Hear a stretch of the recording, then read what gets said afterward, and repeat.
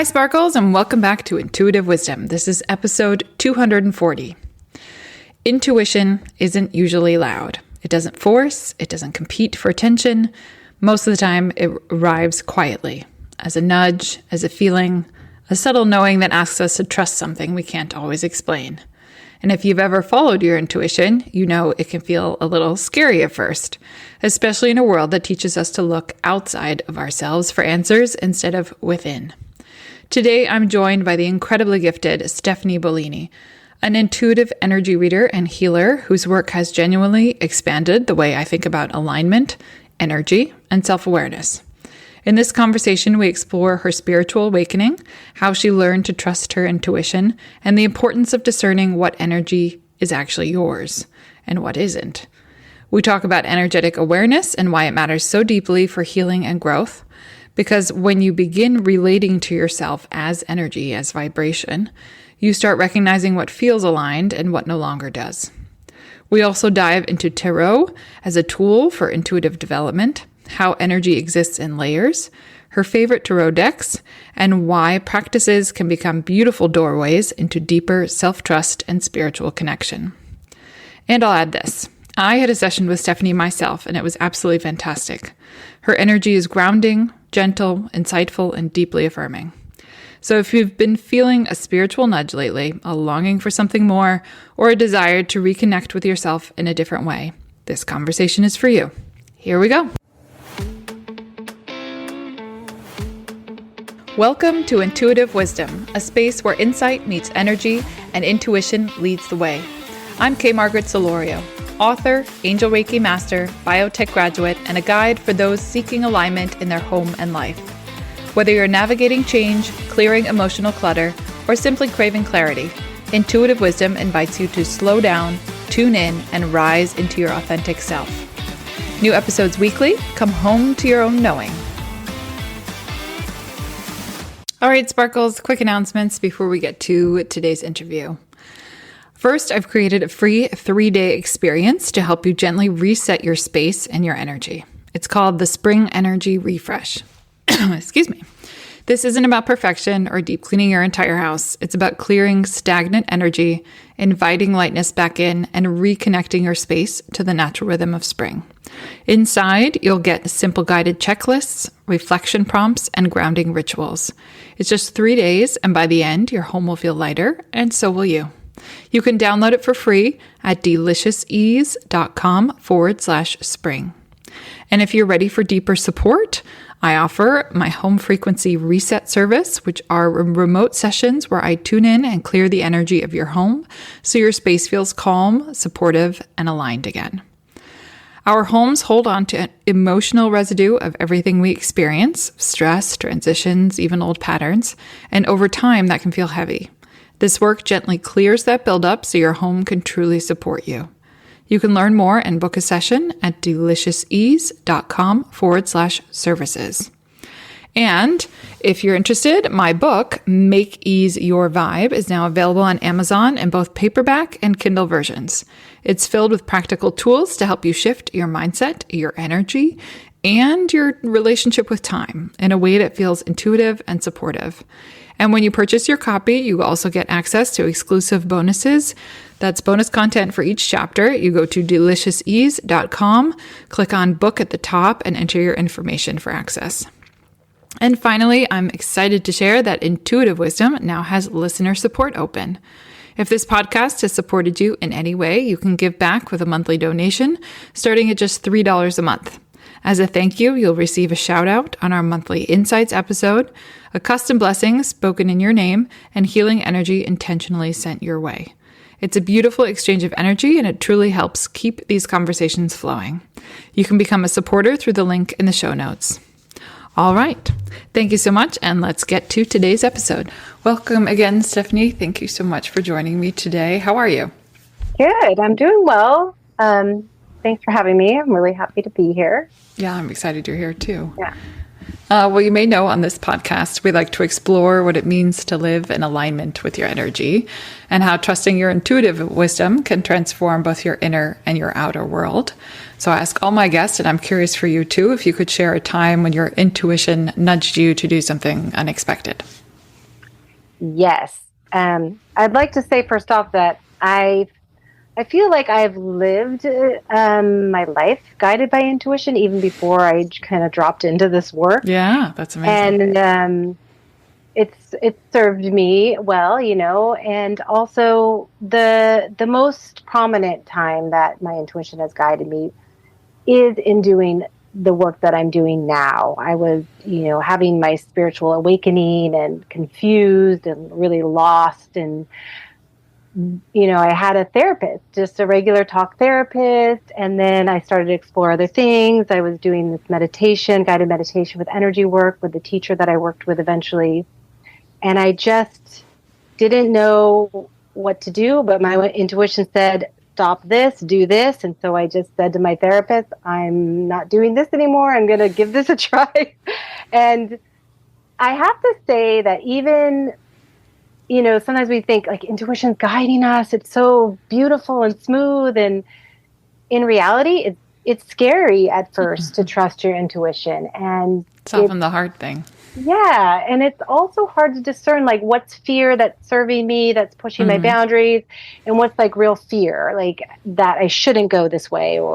And so in those moments, sometimes you do have to take a risk and follow your intuition, even if you're not sure. So that was what brought me, to learn from my teacher and do deeper work and eventually come into calling myself, a psychic or an energy worker, which was something I wasn't even on my list of to-dos or realms I was going to go into, and I thought I would go into in my life. So that really was my intuitive nudge that brought me somewhere completely unexpected.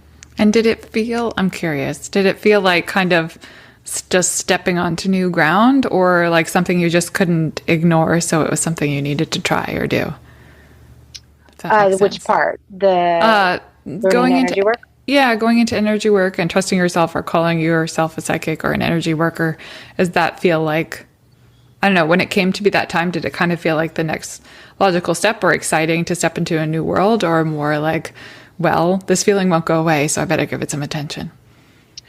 A mix of all of that. Okay. It was very exciting for me when I started to realize or awaken to the fact that there's more than I perceived in growing up in my normal kind of life. And so it was interesting. I was curious. I was also seeing that it was helping me. It was making me feel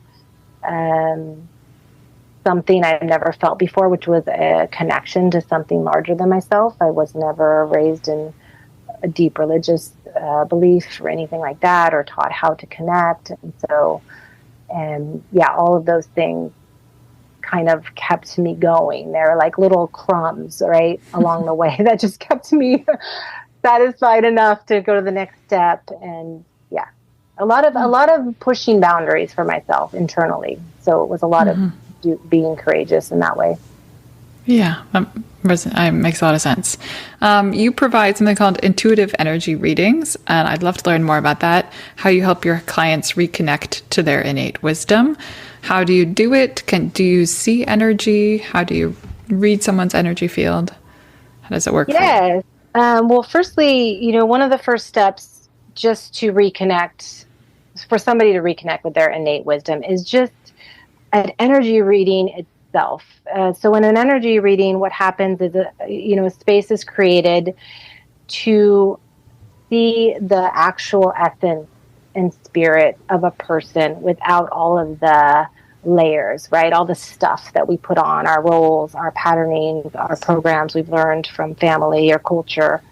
And when someone is seen that way, they are validated, their spirit's validated. And we don't often find that in the culture that we live in. And the energy of that, they can feel it on a spirit, on an energetic level. And so it's like, oh yeah, like a reminder, oh, I'm here.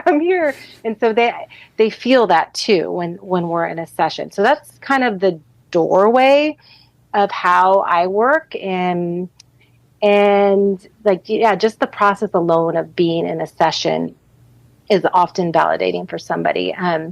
And so then I often will give, a first session would be like give them a basic tool of reconnection to take away. And then as we work longer together, somebody will learn more energetic tools, more self-awareness tools specific to them, but also there are just general ones. And what happens is once your spirit starts to be seen and you start to see it, and you start to work with energy and see yourself as an energetic being, you're able to discern what energy is yours and what's not. And it aligns you more with the truth of who you are as a spirit, within all the outside influences that we have from, our social and cultural and family, patternings. And so how I see is my strengths are clairvoyance, where I can see energy, I can see patterns, things show up in someone's energetic field. And I also I have a clear knowing, so clear cognizance. Mm-hmm. I get information from looking at somebody's energetic space. Do you see color? I do see color. I want to say oftentimes, and this happens as I was learning too, seeing things is different than just seeing them sometimes. Yes, in your mind's eye. Yeah. Yes. So a lot of creativity, a lot of practicing, learning how to see energy is really, my teacher always said, fake it till you make it. Like if an information comes through, like you have to start believing it before you really believe it. And what is this? And asking questions of the energy that comes up. So sometimes it's literal patterns. Sometimes it's a person in someone's life. Sometimes it's a color. Sometimes it's a texture, all the things, and opening those up as we go along in a session. I'm asking questions of the energy and I'm asking questions of the person. And so it's a dialogue. And sometimes energy will show up physically. So emotionally and physically, I can feel somebody else's energy. And then energy hangs out in their layers, right? The layers of a person's aura, or their chakras, and those all have different meanings and significance where it is. So, does that answer your question, I hope? It does. I love all this. I have had a few tarot readings, and I know you work with tarot decks, so I was curious if you could share us some of your experience. Do you have a preferred deck? What do you enjoy about working with that modality? Yes, I learned to work with the tarot before I got into energy work or deepening my own self-awareness. It was just a journey I started taking with a friend of mine. And I learned on the Thoth tarot deck, which is created by Aleister Crowley and painted by Lady Frida Harris, I believe. And so I loved this deck for years. I learned on and I used it. I used only that and kind of would dabble in other ones.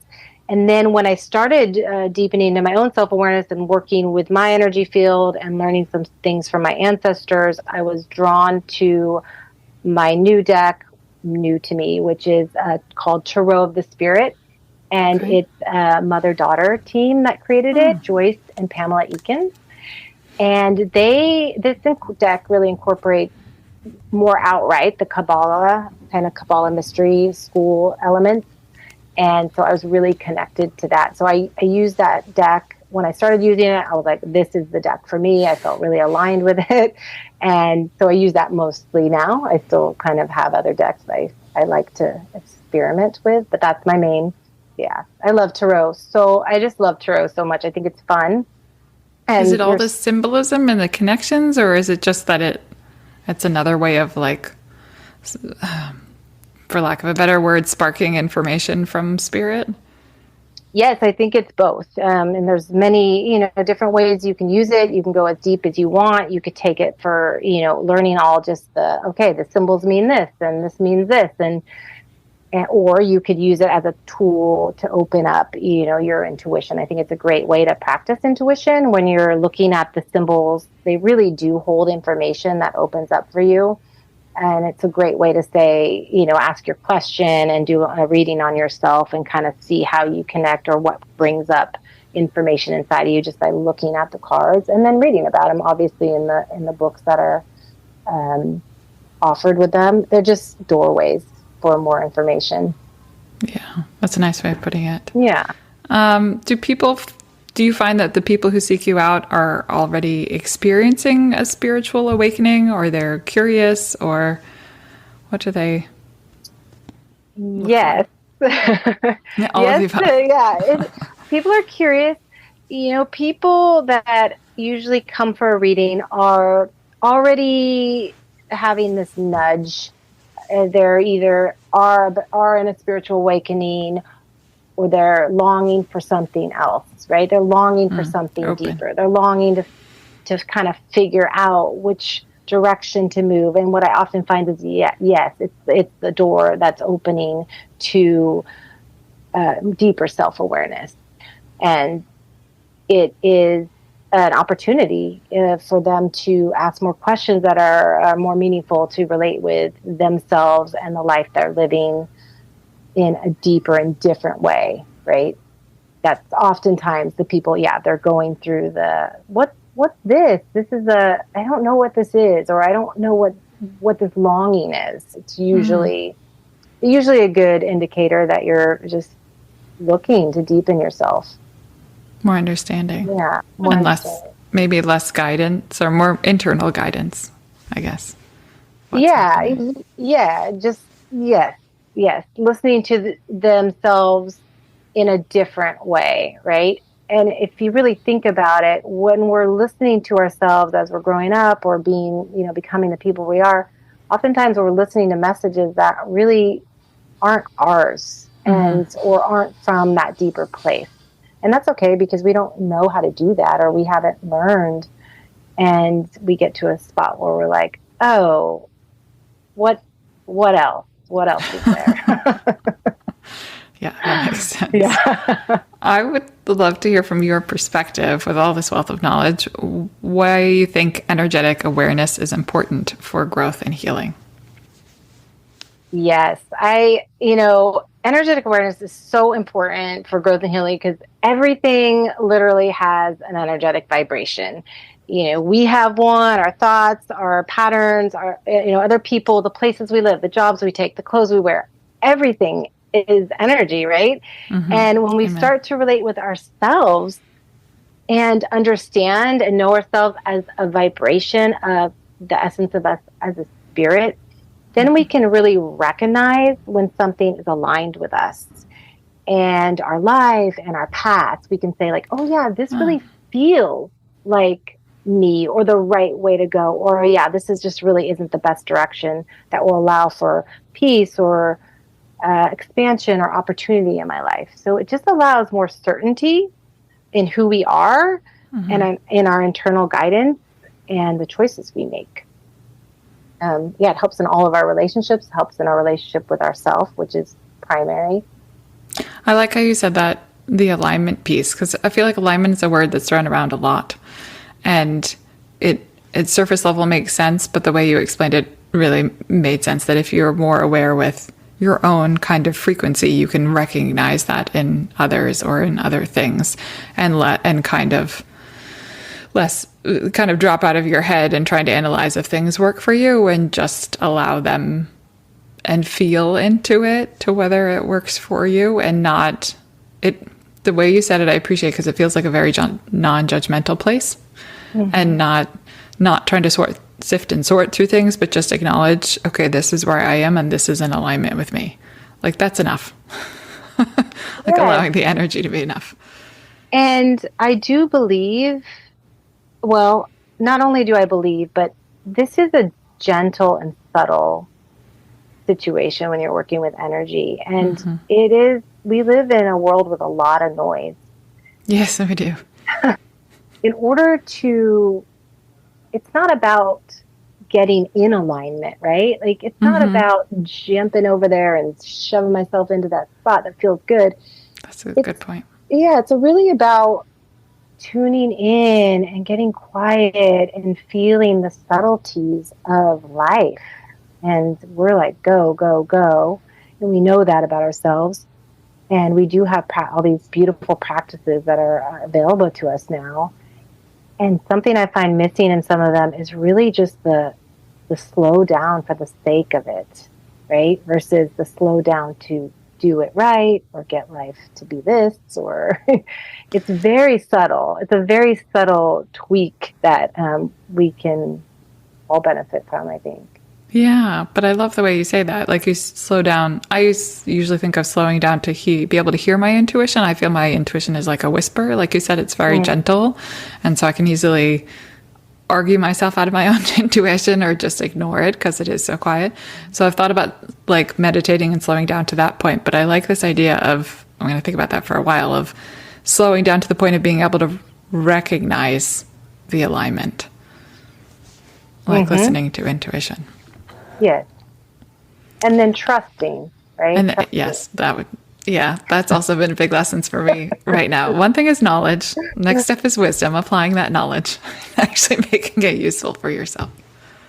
That kind of leads to my next question. I was also curious about your perspective on how energetic work can help you cultivate self-compassion. Yes. So when you start to work with your energy in this way, you really start to realize there's no like bad parts.